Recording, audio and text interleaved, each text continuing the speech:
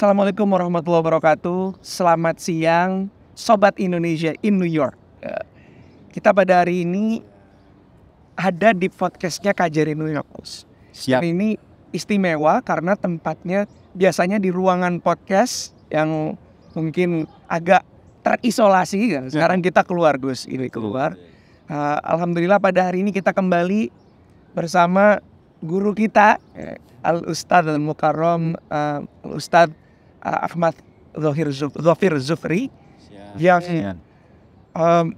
pemikiran-pemikirannya sering kita cari-cari di internet Gus. Ya. Karena banyak sekali pemikiran-pemikiran Gus Dhafir ini yang betul-betul memukau banyak orang. Dan memang alhamdulillah pada hari ini Gus Dhafir bergabung secara in person di Amerika Serikat New York. Semoga kehadirannya juga dapat membawa khasanah lebih banyak, diskusi-diskusi yang memancing intelektual tapi tetap khasanah dan hikmah. Latihannya 10 jam ini Gus. Tadi saya sudah diuji banyaknya lalu lalang makhluk halus. Banyak berkeliaran. Gus sudah berapa lama di sini? Baru saya diuji 3,5 tahun. Alhamdulillah 10 hari ya. 10 hari. Ya, berat Gus ya. Berat kalau di sini terus. Jadi pada hari ini Gus, mungkin kita ngobrolnya simulus aja Gus ya, supaya lebih banyak bahasan yang lebih enak. Tapi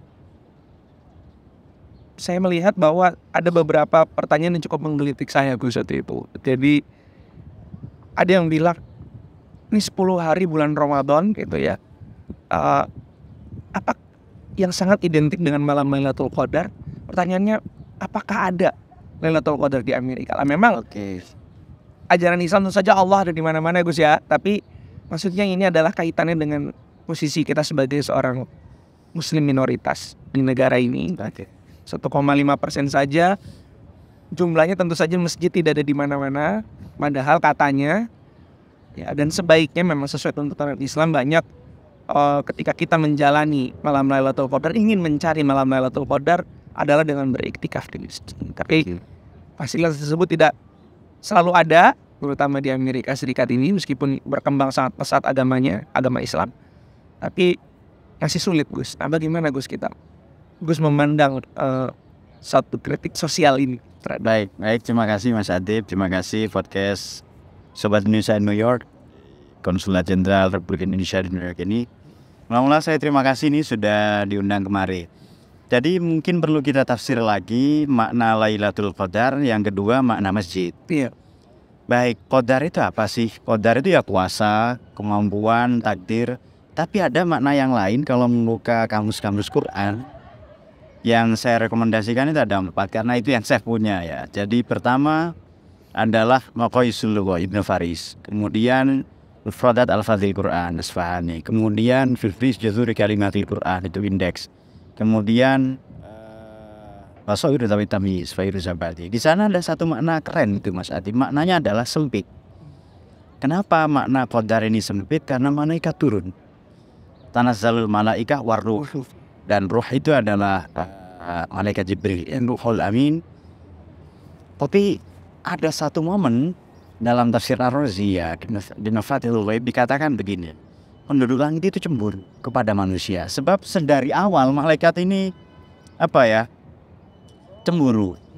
Sedari awal malaikat ini agak sinis kepada manusia. Tuhan, mengapa engkau hendak menciptakan penduduk bumi yang nanti menumpahkan darah, membuat kerusakan? Ya, di surat Al-Qur'an itu populer ayat itu. Apa yang manifestonya kelak ada pada sosok, pada pribadi khalifah yang kita kenal itu. Baik. Kemudian jika demikian, siapapun yang beribadah di malam itu man qoma, barang siapa yang bahasa Jawa jongkong ya, yang berdiri, entah itu tarawih, entah itu tahajud, entah witir, entah apapun saja, atau baca Quran, maka selesai urusan. Jadi lagi pula makna masjid ini kan keterangan waktu, keterangan tempat. And verb of time, and verb of place ya. Jadi dimanapun ini masjid semua. Entah itu di hotel, di flat, apa di sini nyebutnya? Di Australia itu flat. apartemen ya. Nah, apartemen atau di rumah atau dimanapun saja, ia adalah ya itu masjid juga. Jadi mula-mula kita berangkat dari makna Lailatul Qadar. Baik, ada satu malam di mana penduduk bumi ini, penduduk langit cemburu. Nah, setiap kita berbuat baik, ini di dalam banyak hadis Qudsi dikatakan bahwa Allah memanggil para malaikat. Ini kamu lihat, ini manusia yang kalian tuduh berbuat dosa, kerusakan, durhaka kepada Tuhan atau apapun saja itu, ternyata tidak. Mereka baik-baik saja, mereka akur, mereka ibadah.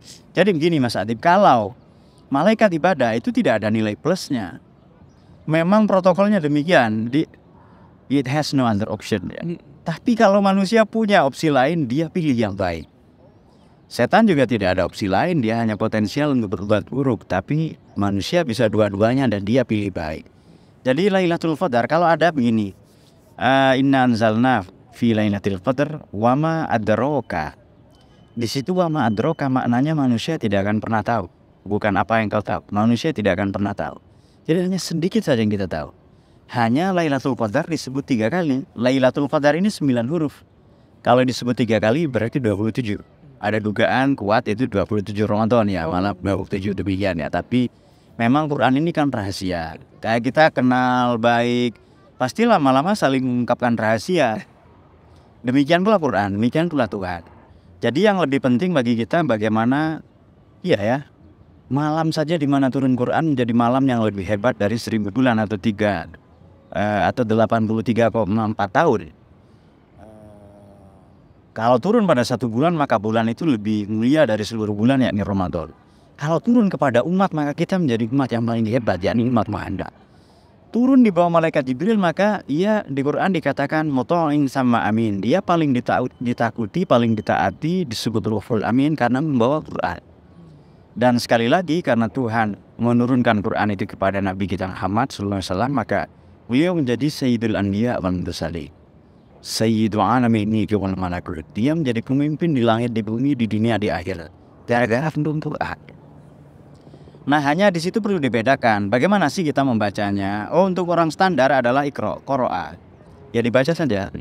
Tapi untuk terpelajar atau bukan lagi awam ya, kalangan tertentu lah, kalangan well educated, dia membaca Quran dengan tartil.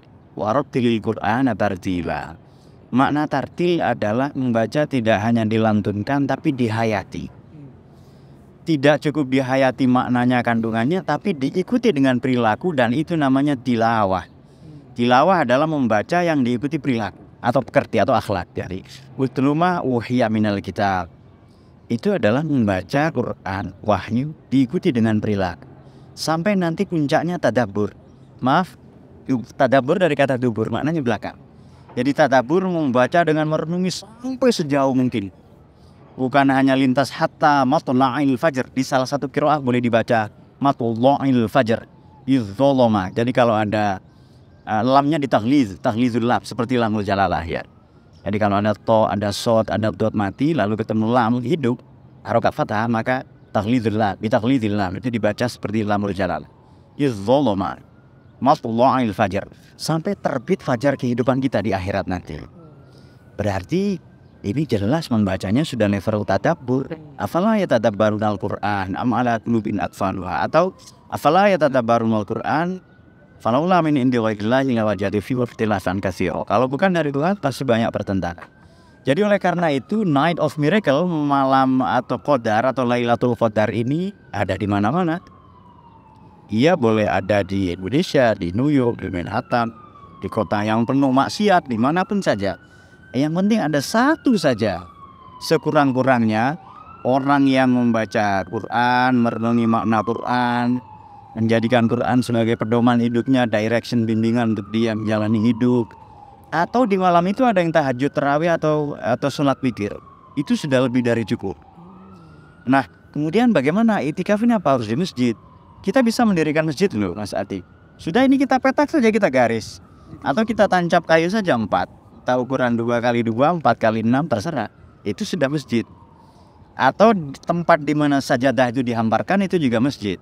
Seluruh bumi, seluruh persada bumi adalah masjid. Namun demikian kalau kurang yakin, sudah di Central Park ini kita tanggapkan saja pohon 4 di sudut-sudut itu sudah masjid pula. Jadi khairun min alfi syahr. Ini kan umat Muhammad ini pendek. Umat Muhammad usianya SAW pendek, rata-rata 60-70 lah itu. Maka untuk menambahkan 83 tahun. Pada satu malamnya kelipatan 83,4 tahun. Bayangkan kalau seluruh hidupnya. Jadi sebenarnya kalau Quran nyebut Lailatul Qadar ini terpaksa ya dikatakan mengiming-imingi kita yang masih bocah, yang masih bayi secara spiritual untuk rajin. Kita mungkin usia 40, 50, 60, tapi secara spiritual mungkin baru 2 tahun, baru 3 tahun. Nah itu umat Muhammad ini diberikan keajaiban umur oleh Allah itu di Lailatul Qadar. Atau nanti selain hayatun fi hayati, dia punya makna dalam hidup. Ini umat Muhammad ya satu-satunya sallallahu alaihi wasallam adalah hayatun ba'da mauti. Setelah mati saja dia tetap bisa hidup. Para wali misalnya, dia ngasih ya membantu perekonomian kita lah, kuliner, travel, apa kemudian souvenir macam-macam ya. Mereka sudah berpulang, sudah meninggal 600-500 tahun. Tapi ini bukan usia biologis fisiologis, ini adalah usia spiritual. Atau para ilmuwan lah, usia intelektual. Ini betapa ajaibnya ya. Bahkan Lailatul Qadar ini untuk kalangan tertentu, kalangan terpelajar, seharusnya tiap malam. Bukan hanya malam, bahkan siang. Kan malam ini perlambang orang tidur, istirahat. Tapi Allah turunkan keajaiban. Ini maknanya adalah ada loh ya di malam-malam tertentu, momen-momen tertentu Tuhan itu ingin intim dengan kita, ingin mesra dengan kita. Saya kira itu dengan merubah mindset tentang masjid dan Lailatul Qadar itu. Jadi sebetulnya memang kalau saya cermati dari apa yang gue sampaikan tadi, kalau di pesantren ini kan kita suka ada mujahadah. Betul. Jadi mujahadah. Ramadan adalah syahrul mujahadah. Betul itu. Betul. Jadi setiap malam seharusnya menjadi malam-malam. Ini sebetulnya Lailatul Qadar itu betul memberikan pelajaran untuk anak TK ya. Betul, ada iming-iming. Bahwa ayo dimulai dulu membuat sebuah habit yang baik untuk correct. Iya, that's right. Betul, betul. Agar kita melakukan betul mendirikan malam-malam kita. Dan karena memang sudah banyak manusia ini ibaratnya ketika siangnya sudah terlalu banyak aktivitas, maka Allah memberikan kompensasi yang lebih besar. After we have good habituation, we will lead all month as Ramadan, as good as Ramadan. Tadi ada yang menarik bos ini, jadi mengenai Al-Quran tadi ya. Betul. Jadi ada hadis yang cukup termasyhur lah. Khairukum man ta'allama al-Qur'ana wa 'allama. Itu dari riwayat Sayyidina Utsman. Oh iya. Betul. Sebaik-baiknya orang adalah yang membaca Quran dan mengamalkan. Atau mempelajari. Di situ murid lebih tinggi dari guru kedudukannya. Karena man ta'allama mempelajari wa 'allamahu dan mengajarkannya, murid lebih hebat dari guru, lebih tinggi. Baik. Menarik tadi disinggung ya bahwa Ramadan, kemudian Lailatul Qadar, atau kemudian hubungannya dengan Quran, atau tadi Mas Adib menyinggung mujahadah. Saya singgung sedikit ya. Itu kalau membuka Fihris Juzuri Kalimatil Quran atau kamus indeks, jim, ha, dal itu yang nanti dari itu menjadi jihad, mujahadah, juhad sungguh ya, atau mujahid orangnya, itu di Quran terulang 41 kali. Maknanya dua, pertama tokoh, yang kedua masyakoh. Tokoh ini adalah daya, energitas, elan vitas. Kita punya daya fisik, daya kalbu, daya nalar, kreativitas atau sumber daya lain. Kemudian di situ juga maknanya jahada ini jim hadal adalah masyakoh, berat. Oke, maka Ramadan ini kita mula-mula kita maknai begini sebelum ke pertanyaan berikutnya tadi ya. Ramadan adalah syahrul juhud. Juhud ini bagaimana merubah mindset. Jadi kalau di luar Ramadan ugal-ugalan, selama Ramadan ini pendidikannya adalah moral story-nya adalah menahan diri, peduli kepada orang lain, lebih cinta atau sayang kepada keluarga, menghormati yang tua, menyayangi yang muda. Jadi jangan salah paham, sebab ini dikatakan poligami katanya. Menghormati yang tua, menyayangi yang muda, poligami. Bukan, itu memang orang yang punya problem ya dengan hormonnya sendiri. Oke. Kemudian merubah mindset karena dari ada ujar-ujar dalam pepatah Arab klasik, innamal afkar ummahatul a'mal. Ya, pikiran itu adalah dari pola pikir menjadi pola sikap. Kalau orang ini sudah bejat sejak dari pikiran, maka tindakannya lebih kurang demikian. Kalau orang ini sudah jujur, kata Pramudia Anantatur ya, sejak dalam pikiran, maka dalam perilaku juga demikian. Nah, kita merubah mindset Ramadan ini apa sih? Oh iya ya, ini kasih sayang, ini peduli, ini kita terhubung dengan Quran, dekat dengan masjid, ada zakat fitrah, zakat mal, satu lagi zakat mall itu yang segala. Di sini ada Times Square kan ya. Saya kemarin telat mau ikut tarawih di sana. Oh iya. Baik, yang kedua Ramadan adalah syahrul jihad. Jihad ini sudah fisik. Jadi kalau juhud itu mindset, yang kalau jihad ini fisik. Perang kemerdekaan, revolusi, perang Badar. Maka Ramadan ini memang fisik. Kita jalan-jalan terus dari tadi berjam-jam jalan kaki dan memang ingin menikmati karena cuaca hari ini sangat cerah ya. Betul memang fabi ayyi ala'i rabbikuma tukadziban. Memang nikmat sekali itu kita nikmati ya. Maka tidak ada alasan, ini menarik ya Mas Atib ya. Betapa banyak orang di Indonesia khususnya bekerja tapi masih kuat puasa dia. Kuli bangunan loh ya, berat itu. Dan itu saya lihat langsung di pesantren kami yang sedang pembangunan masjid ya, atau musola itu. Mereka bekerja, mereka puasa. Padahal cuaca Indonesia sangat terik kan. Kemudian ada betapa banyak pula orang yang tidak bekerja, santai saja ongkang-ongkang kaki tapi dia tidak puasa.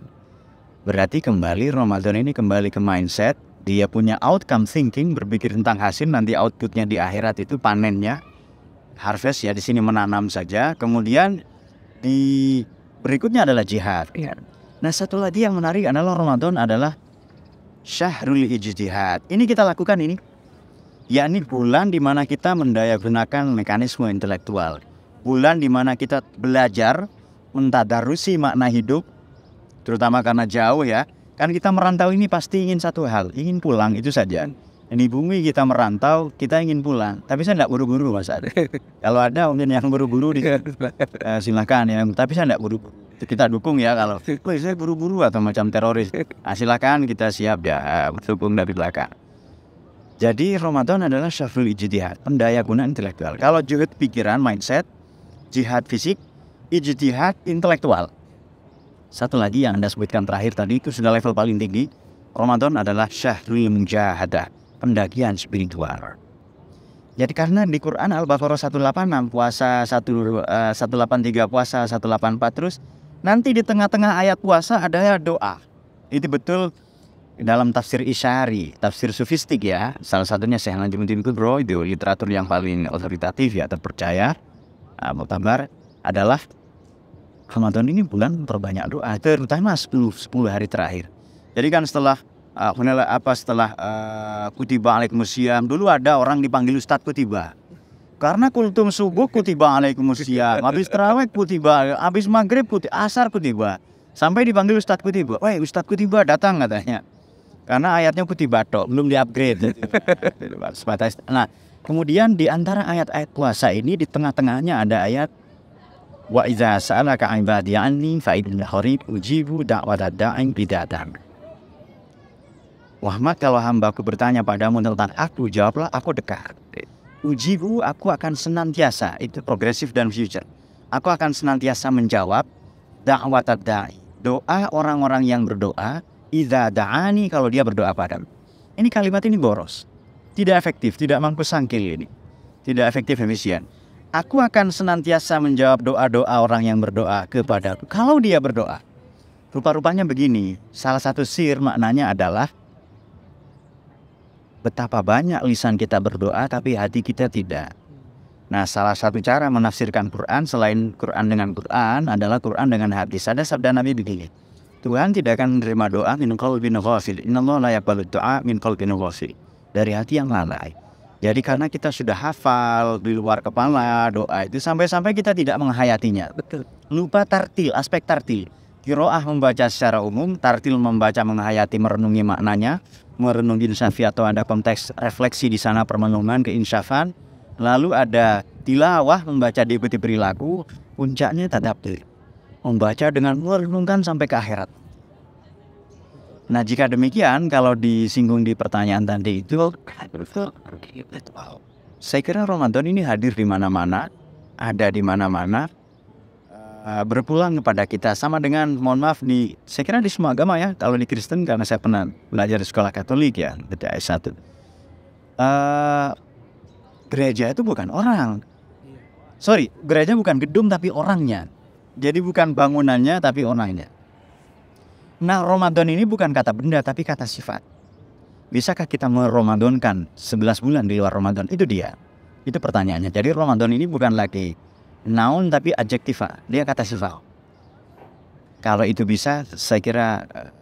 Tapi tadi Gus yang disampaikan Gus tadi, bahwa ketika Allah dengan eksplisit dengan kalimat yang seolah-olah tidak terlalu efektif tadi, hanya untuk menunjukkan bahwa Anda khori. Betul. Si kita dengar. Betul itu. Apakah itu konteks hanya pada saat di bulan Ramadan saja? Tidak. Apakah Saya kira spesifik Ramadan ya, karena ayat itu ada di ayat-ayat puasa. Betul. Setelah itu ayatnya bunyinya begini. Hilalakum lailatas siyam arrafatsu ila nisaikum libasun lakum wa libasul lahun anallahu tahtan. Allah Maha tahu loh, kamu tidak bisa jadi malaikat. Maka di malam hari puasa kamu boleh menggauli istri. Suamimu adalah pakaian bagimu, istrimu juga pakaian. Berarti tujuan puasa ini, dan di situ pakai derajat takwa. Puasa tujuannya takwa, menggauli istri tujuannya takwa. Khawatir, saya minta maaf karena khawatir ada juvisa, jumlu fisabilillah. Sekarang ditambah satu kosakata lagi, jumlu Lailatul Qadar. Dia lebih happy daripada 1000 bulan. Nah, karena pembahasan kita itu kan ada Lailatul Qadar di sini. Punchline-nya itu. Betul. Nah, jika demikian sebenarnya saya kira spesifik di Ramadan, tapi di luar itu kan puasa ini gampang. Saya kira puasa secara fisik, kalau Ramadan syahrul jihad bagi kita mudah karena kita Mas Atib sudah biasa puasa dari kecil. Tapi Ramadan sebagai syahrul ijtihad wal mujahadah ini belum tentu. Jadi banyak berdoa, dan ini doa di bulan ini 1000 kali lebih ampuh daripada di luar Ramadan. Istighfar 10.000. Ya. Kalau istighfar 1 di Lailatul Qadar di malam itu lebih baik daripada seluruh istighfar 83,4 tahun non-stop. Betapa hebatnya kan kita umat Muhammad ini, dan sudah kurang apa lagi lah itu. Betul. Nah, saya kira itu. Betul. Gus, ini merenungi kehidupan kita gitu kan. Kadang-kadang saya ketemu sama Gus di Amerika Serikat, kita nggak pernah tahu dan segala macam. Betul. Saya dengar juga bahwa Saya belum pernah kenal sebelumnya. Belum pernah, gitu. Betul. Saya dengar bahwa ya dalam beribadah itu bagaimana seharusnya orang itu? Apakah kita, karena memang dalam beberapa ayat itu kan pertanyaannya sulit-sulit semua. Oke. Dalam beberapa ayat itu kan suka Allah memberikan angka kelipatan gitu, seperti tadi malam 1000 bulan dan segala macam gitu. Keajaiban angka lah. Betul. Ya. Tapi banyak ulama yang menyampaikan bahwa ya dengan ceritanya Nabi Musa dengan seorang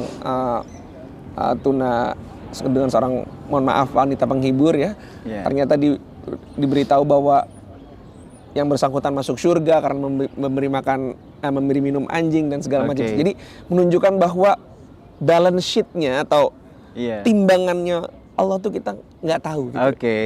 Gitu. Dan akhirnya itu membuat orang-orang menjadi, gimana sih sebetulnya kita itu harus beribadah? Apakah kita perlu menghitung-hitung gitu? Apa yang kita harus lakukan atau Memang begini, wa in ta'uddu nikmatallah la tuhsuha. Kalau kamu bermaksud menghitung nikmat Allah, tidak akan bisa. Nah, sama dengan begini, orang bersedekah 1, itu pahalanya ikhlas atau tidak 10. Kemudian kalau ikhlas nanti 100, lalu 700. Fi kulli sumbulatin mi'atu habbah, 100. Lalu 700, lalu 700.000, lalu wa yudha'if liman yasha. Allah lipat gandakan tak terhingga. Saya kira begini, kalau ada ayat-ayat seperti tadi, atau malam, atau 1000 bulan, atau apa dan seterusnya, kita alangkah baiknya bukan fokus kepada amal, tapi fokus kepada Dia yang menggerakkan kita untuk beramal. Bukan besar kecilnya amal, tapi kepada Dia, bukan kepada nikmat yang kecil atau yang remeh-temeh, tapi kepada Al-Mun'im, Zat yang Maha menganugerahkan atau memberi nikmat. Contoh sederhana, Siapa meragukan keilmuan Sayyidina Abdurrahman Abi Hurairah? Abu Hurairah. Oke, beliau saya kira sama dengan nama Anda. Ya, betul ya. Beliau meriwayatkan lebih dari 5.000 hadis. Beliau mentransmisikan hadis, mendengar langsung dari Nabi, kemudian cross check ke sahabat terpercaya, as-sabiqunal awwalun, lalu ditulis dan diajarkannya. Ini sudah tidak usah nanya pahala kalau ini. Jelas hebat sekali, sebab sampai sekarang dan sampai kiamat nama beliau akan disebut-sebut. Bayangkan Abi Hurairah ini ada di semua kitab hadis, entah Bukhari, Muslim, Tirmidzi, Nasa'i, Ibnu Majah, Darqutni, Ahmad, Abu Dawud, Ad-Dailami, Al-Hakim, At-Tabrani, semuanya ada mengutip Abi Hurairah. Dari yang soheh sampai setengah soheh lah itu. Dari soheh sampai yang hasan ada. Oke. Tapi perhatikan apa amal paling hebat? Rupa-rupanya bukan mentransmisikan atau meriwayatkan hadis, tapi nyelimuti kucing tidur. Baru kucing loh ya, apalagi suami yang diselimuti itu. Bukan keren banget ini. Siapa tahu ada mbak-mbak lah yang ini kan ya, apalagi anak itu, apalagi bu, biasanya bu itu orang nyebut bocah ya atau bojo. Nah, itu dia. Nah, kemudian begini. Kenapa nyelimuti kucing ya? Kenapa ini lebih hebat di sisi Allah daripada mentransmisikan 5.000 hadis? Atau kenapa memberi makan anjing yang notabene binatang yang hina, yang najis, ini lebih hebat daripada ibadah yang sepadan dengan surga itu sendiri, yang kompatibel dengan surga. Kita bisa menjawab dengan dua pendekatan. Pertama adalah amal ini bukan besar kecil, tapi karena Allah atau tidak. Betul. Atau Imam Ghazali, supaya lengkap ceritanya. Imam Ghazali ya. Jadi ketika beliau ya. Jadi ketika beliau ini kan karyanya banyak. Ada riwayat populer beliau tidak menikah. Jangankan menikah, potong rambut saja enggak sempat. Sampai ini waduh, ini kan di air kelihatan bayangannya panjang sekali rambut saya. Nanti setelah sholat dipotonglah, setelah sholat yang ngajar lupa. Beliau ini sholat subuh dengan wudhu sholat isya. Artinya nggak batal. Nggak tidur kan malam itu berarti itu. Atau tidur yang menyentuh ini dalam mazhab Syafi'i ya, yang nempel itu sembari duduk ya. Oke. Tapi amal terbaiknya justru bukan ngarang buku apa Revival of Religious Sciences atau Ihya Ulumuddin, itu bukan. Tapi mempersilahkan lalat minum ketika beliau. Jadi yang terhormat saudara lalat, silakan Anda minum sampai puas baru. Oh, banyak lagi cerita seperti itu, banyak lagi. Saya dengar juga pada akhir-akhirnya Imam Ghazali nyesal karena terlalu banyak berdebat, padahal beliau termasuk Hujjatul Islam katanya. Betul, itu gudangnya argumentasi. Tapi gitu. Hujjatul Munazirin juga banyak julukan beliau. Lisanul Mutakallimin, juru bicaranya para teolog. Kemudian Sibawaihu Zamani, orang yang paling ahli dalam tata bahasa di zamannya. Banyak lagi julukan beliau ya. Khalilu Zamani, beliau adalah Imam Khalil di zamannya. Khalil bin Ahmad Al-Farahidi ini meninggal 170. Ini orang yang membuat tanda baca, yang bikin kamus, orang yang wah ini hebat sekali dalam seluruh disiplin ilmu beliau ini. Oke. Jadi yang kedua begini, kenapa sih amal kecil istimewa di sisi Tuhan selain karena niatnya karena Allah ya. Kemudian amal ini kita lakukan bukan semata-mata karena Allah, tapi kita memang ingin memberikan yang terbaik. Redaksi sederhana begini. Kalau kita memberi meskipun banyak, kita merasa sedikit. Ini kualitas amal. Kalau kita menerima meskipun sedikit, kita anggap banyak. Maka redaksi yang dipilih Quran itu adalah ahsanu amala, bukan aksar. Amal yang terbaik. Secara fikih ini sah, secara Islamic jurisprudence, tapi secara tasawuf paling ikhlas karena Allah. Saya kira itu parameter kenapa amal yang sedikit, yang remeh, mungkin membuang kerikil atau duri-duri ya, sepele ya. Mungkin hanya mengelus-ngelus, hanya nyuapin ibu yang sakit. Mungkin hanya mendoakan guru atau orang lain. Ini ada berapa manusia ya? Ini kan setahun saja saya baca 25 juta orang ke sini kan. Ini orang ribuan hari ini datang kemari. Semoga mereka semua dicahayai oleh Quran. Semoga mereka semua mendapatkan hidayah. Ini doa ini saja kalau tulus ini sudah mengalahkan ibadah-ibadah yang hebat yang lain. Nah, makanya begini, kita lewat dimanapun itu amal paling gratis dan paling hebat mendoakan. Betul. Atau minta doa. Nah, ayo perbanyaklah minta doa. Aksiru ya bidu'ail khair. Fa innaka la tadri min ayyi fa'in yuqbal. Anda tidak tahu dari lisan yang mana nanti doa ini dikabulkan. Itu amal itu sudah hebat sekali kalau bisa itu. Luar biasa. Gus, ini Ngelus istri juga ya, ngelus istri juga, jangan lupa. Kalau itu berarti palasnya udah banyak. Oh, sudah. Tapi maksud saya dikalkulasi tadi, oh ya maaf saya sedikit menyela, izin. Jadi ada satu lagi yang berbahaya dalam amalnya. Maknanya begini. Ini saya sholat di Masjidil Haram. Iya. Sama dengan 100.000 sholat di tempat lain. Betul. Atau sholat di Masjid Nabawi. Sama dengan 1.000. Kalau begitu Pak, kita sholat saja di sana sambil umroh 2 minggu, nanti di Indonesia nggak usah sholat. Kenapa? Saldo pahala sholat saya masih banyak. Nah, ini malah bunuh diri. Betul. Ini malah keliru yang begini nih. Jadi dikalkulasi sangat matematis lah. Itu malah kontraproduktif ya, malah bahaya kalau demikian. Saya kira itu Mas Andi. Makasih Gus. Jadi ada satu lagi nih Gus, mumpung Gus lagi di sini gitu ya. Tadi Gus ada keluar kata yang menarik sekali, tasawuf ya. Oh iya. Bukan nanya tentang itu Gus, cuman saya mau nanya Gus sendiri. Itu gue kepleset aja. Iya. Karena disiplin ilmu daripada Gus sendiri juga salah satunya adalah mendalami ilmu filsafat ya. Iya, filsafat lebih tepatnya. Iya. Di dalam ilmu filsafat tersebut ya kan, sebetulnya kalau kita baca secara, itu kan ilmu yang apa ya, self exploring gitu ya. Betul. Konsep-konsepnya seperti ada, kalau dari Oriental ada Taoisme, terus kemudian ada Sofisme dan segala macam. Disebut filsafat perennial itu. Iya, ya. Nah, menurut Gus kan itu adalah yang isinya purpose-nya ya, kalau saya mencoba mengerti itu adalah untuk sebetulnya menjadikan kualitas hidup manusia ya, betul. Dan giving the purpose of life of a human gitu lah, mencoba mencari-cari itu gitu. Okay. Dan isinya banyak diyakini oleh orang di seluruh dunia ini gitu. Pertanyaan saya, Islam ini kan agama yang sangat rahmatan lil alamin, dan tentu saja sangat amat mencakup, apalagi masalah muhasabah dan masalah ini segala macam, itu juga menjadi salah satu ajaran Islam untuk mengenal diri dan segala macam. Nah, taruhlah itu bukan hanya di cabang tasawufnya. Sebetulnya apa nilai tambah dari ilmu filsafat Islam kalau bisa dibilang dibandingkan dengan yang sudah dikenal secara sekuler, quote unquote gitu ya di Baik, jadi begini.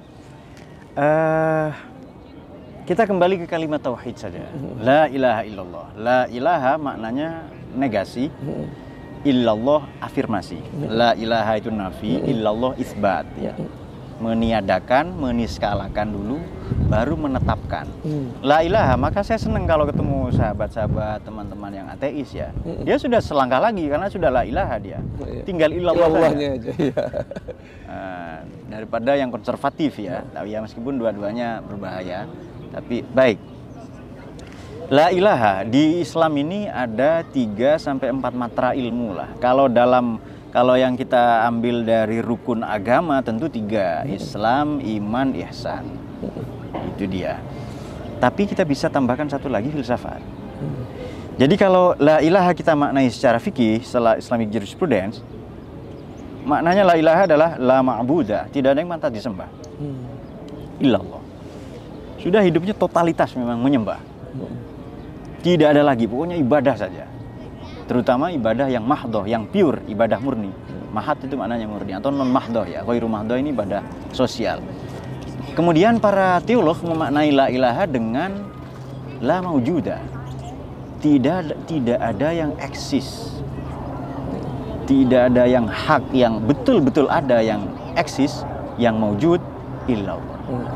Ini filsafat lebih menarik. La ilaha dimaknai tidak ada yang la ma'kulah, tidak ada yang lebih rasional. Tidak ada yang pantas dijadikan objek pemikiran, illallah, kecuali Allah. Tapi nanti puncaknya betul tadi Mas Adib, tasawuf. La ilaha maknanya la mahbubah, tidak ada yang pantas dicintai, kecuali Allah semata-mata. Ini kan udah 4 ini.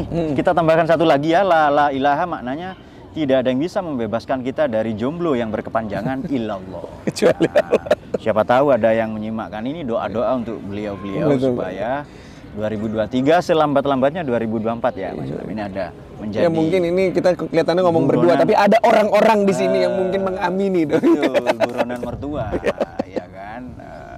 Demikian. Jadi terima kasih Gus, ini apa ya, duduk sebentar tapi banyak ya. dahaga ilmu Baik. yang bisa sudah quench gitu. Alhamdulillah, memang bulan Ramadan ini sobat Indonesia di New York nih harus, bahwa bulan Ramadan ini bukan hanya lapar dan dahaga saja berpuasa dan menjalani ritualnya, tapi memang harus secara Pengayaan intelektual juga. pengayaan intelektual sampai. Mudah-mudahan itu juga menjadi nasihat bagi Amin. bukan hanya Indonesian in New York, sobat Indonesian in New York, tapi juga yang ada di Indonesia atau yang melihat acara podcast kita pada hari ini. Semoga. Dan ini podcast sangat mahal ini. Oh iya. Karena terbang jauh sekali di Luar sini biasa kan, dan sekali. di Central Park kemudian banyak Iya. tayangan-tayangan, banyak makhluk halus, intermezzo, itu keren banget. Jadi Saya kira berbicara- puasa kita lebih berkualitas. Berbicara sambil Betul, ini malaikat semakin cemburu berlatih ini Mas ini, Adi, ini. cemburu. Luar biasa. Itu kalau malaikat kata orang Jawa ya bisa misuh-misuh. Wah ini keren banget ini pahalanya, begitu ya. Iya. Alhamdulillah Gus. Siap, saya terima kasih banyak. Terima kasih banyak Gus. Mungkin meskipun ini karena waktu Gus ya, sebetulnya siap. banyak sekali yang mau kita kaji, yang mau kita gali, tapi waktu juga yang akhirnya harus mengakhiri. Mudah-mudahan akan ada seri-seri selanjutnya yang lebih banyak lagi bisa mengekstrak nih apa yang khasanah ilmu dari Gus Dhofir. Amin. Demikian Sobat Indonesia New York, podcast kita pada hari ini di siang yang indah ini di Central Park, New York. Mudah-mudahan apa yang kita bicarakan dan kita diskusikan dapat menambah khasanah ilmu, manfaat, dan juga ibadah kita semua khususnya di bulan Ramadan. Amin. Demikian, terima kasih Gus. Sama-sama. Gimana? Wallahul muwaffiq wali aqwamit thoriq. Assalamualaikum. Waalaikumsalam. Assalamualaikum warahmatullahi wabarakatuh. Waalaikumsalam. Aduh, makasih Mas. Waduh, siap. Waduh.